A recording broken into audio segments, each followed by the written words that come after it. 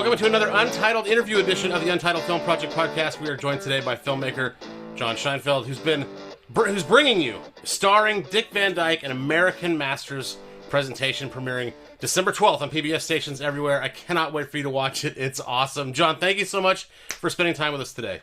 Thanks for having me, Jeremy. Really appreciate it.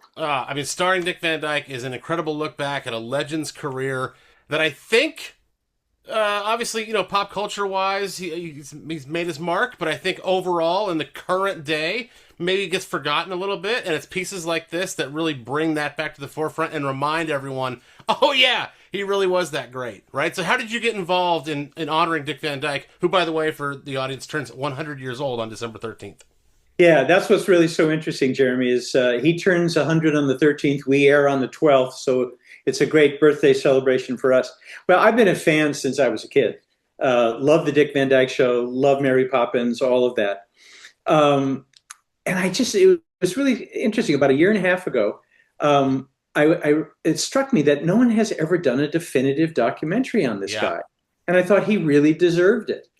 So I have a producing partner on this, Ned Knoll, and Ned and I went out to meet with Dick and his wife and had a lovely 3-hour session. And Dick is as warm and witty and nice as you can imagine. And we agreed that we were going to go forward with this, and took us a bit to sell it. It's a strange marketplace at the moment, but we went to American Masters and they hesitated, I think, about a day. And then they said, we're going to do that one. So we went into production in February.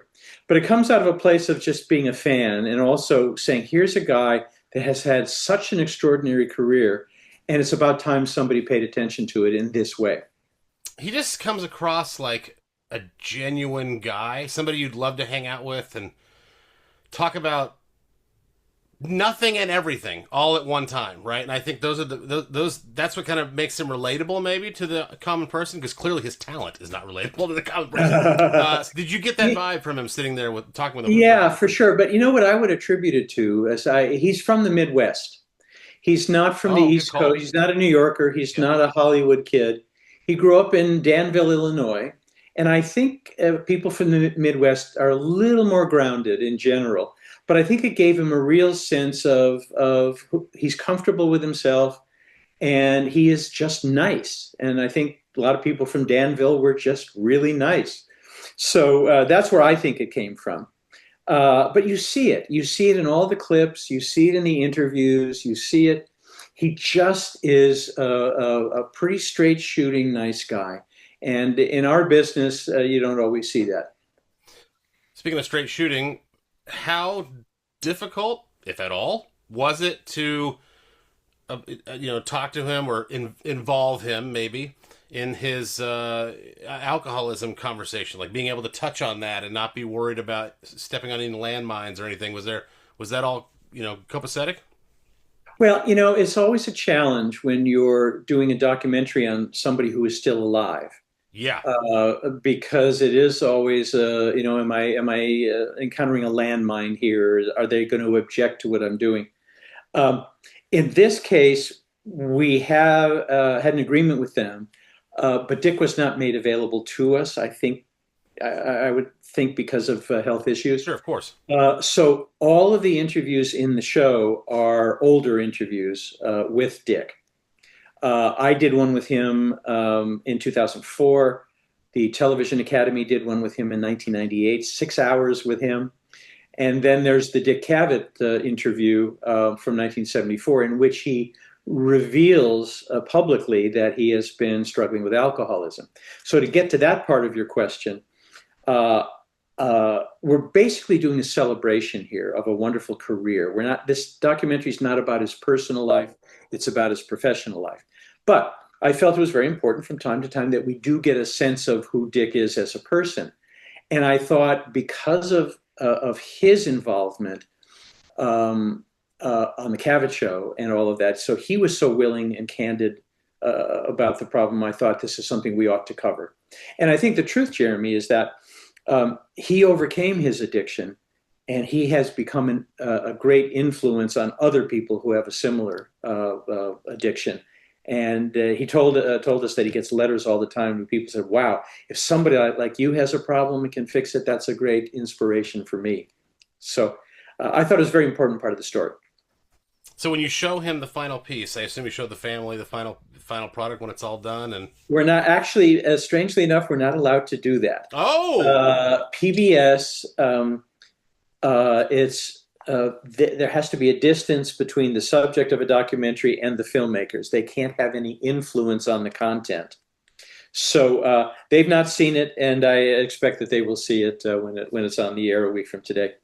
Does that create any issues for you? I wasn't expecting that answer. Does that create any issues for you, or does it make it easier or harder? It's a good question. As a filmmaker, it could be a double-edged sword. If your subject and their family can be prickly and difficult, that's a problem because it gets in the way of telling a story. But I've done. You can kind of see them behind me here. I did a film called The U.S. versus John Lennon. And I worked very closely with Yoko, and she was great. Her whole thing was, look, we know who John was. We know what John did. And so I don't want you to whitewash that, but just don't make stuff up. Just tell the truth. And I had the same situation with the other guy over here, Harry Nilsson, who was a wild man. And Una, his widow, said the same thing. Just tell the truth. And so that's what I always try to do as a filmmaker is tell the truth. And so I don't worry so much about people getting upset with me. But sometimes, you get personalities that can be a little difficult. In this case, it was fine, really. I think that we didn't have to work as closely with them, only because I think the focus, as well it should be, is on his health and getting through the day. He spoke with Jim Carrey, Mary Tyler Moore, Steve Martin, Martin Short, Conan O'Brien.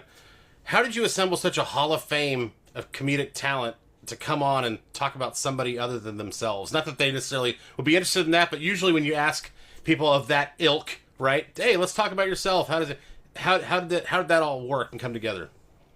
Every time I do a film, I will do some research as I'm building what I call the cast. I want to have different voices who have different perspectives, so they're not all saying the same thing in the same way. Yeah.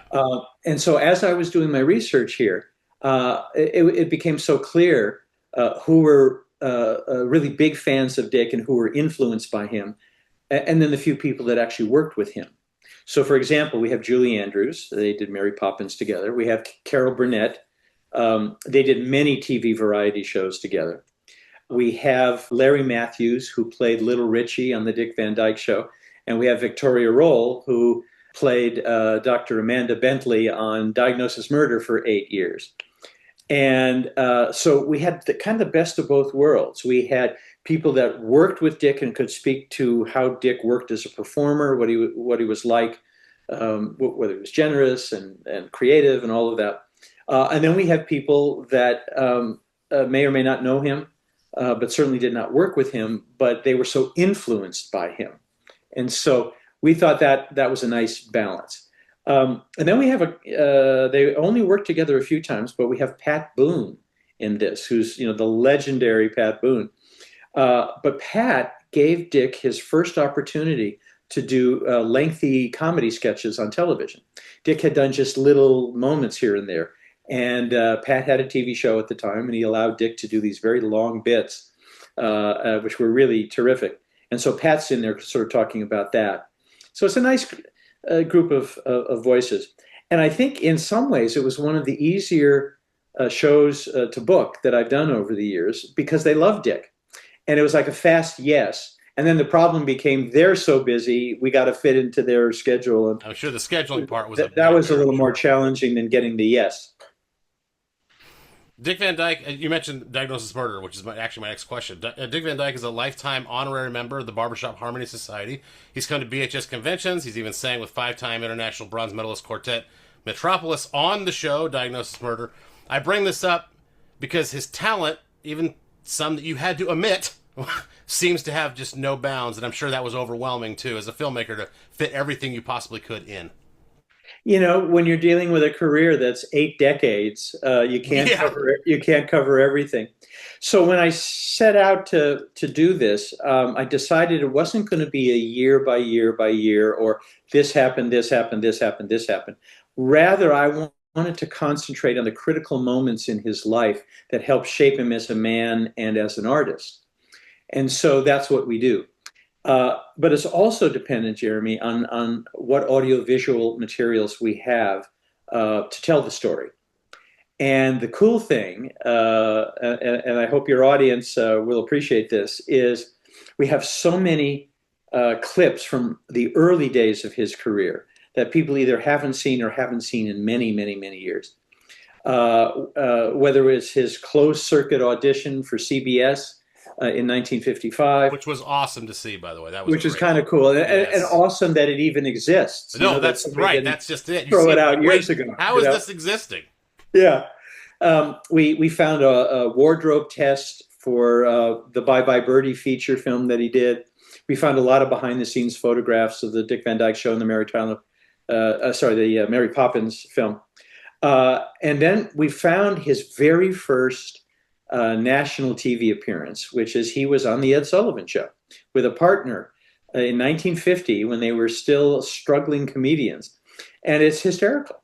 And so we were glad to find that. So it's always a balance of what are the key events in a life that we want to pay attention to, and then do we have the audiovisual material with which to illustrate them? If we do, then we try to include as many of those as we can. And if we don't, then we may just not be able to explore something. But again, with 8 decades, we had an embarrassment of riches here to choose from. Now we take for granted how much stuff is available because it's backlogged and it's on hard drives and it's here. But again, right, you're right. That screen testing and like those things are usually long gone to history. Oh, you bet. But look, here's a guy who at 99 won a daytime Emmy for appearance on Days of Our Lives. So still working and still being acknowledged for doing great work. All right, so this is the last one for you, but you just talked about the guests that you had to sit down with and the footage you had to comb through and what makes it, what doesn't. Can you complement what was said with the visual, etc.? How long did all this take to put together from origin to December 12th? Well, normally I will spend about 12 to 14 months on a documentary, sometimes a little more, sometimes a little less. This one, because we had the deadline of Dick's 100th birthday, we had a bit more of a compressed schedule. So although we were talking about it in 2024, we didn't get the funding for the project until February of this year. Okay. So we were on a really accelerated schedule. If you're seeing some bags under my eyes, it's because we didn't sleep a lot the last few months getting this thing done. So it was really from February of this year. But the thing about a documentary, and I use this example all the time, is that it's a jigsaw puzzle. But the difference is with a jigsaw puzzle, those pieces only fit together one way. What we do as documentary filmmakers, you could fit these pieces together 10 ways, 20 ways, 100 ways. And it's how you fit them together that makes your film good, bad, or ugly. And that's what a lot of the editing time is, where you're saying, oh, something doesn't kind of work here, but if we moved it over here, it would be fine. And maybe this is okay here. Maybe we don't need this at all.